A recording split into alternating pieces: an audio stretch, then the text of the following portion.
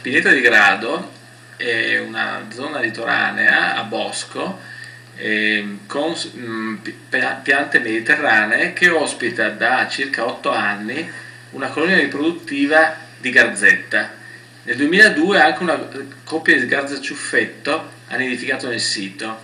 Nel 2007 il sito ha ospitato la prima nidificazione per il Friuli Venezia Giulia dell'airone guardabuoi.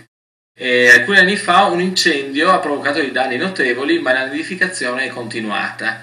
Nel 2008 un fortunale estivo ha abbattuto una buona parte degli alberi già danneggiati dall'incendio.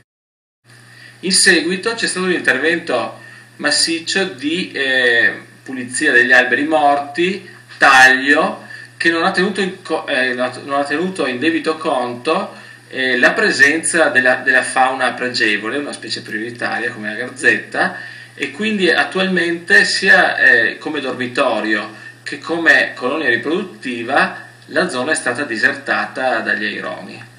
Le nostre proposte, le proposte del WWF quindi, erano di mantenere una zona a rovi intorno al nucleo di alberi in cui gli animali continuavano a pernottare. Purtroppo anche questo non si è verificato e il protrarsi del lavoro proprio intorno al nucleo esistente ha creato l'allontanamento definitivo degli animali.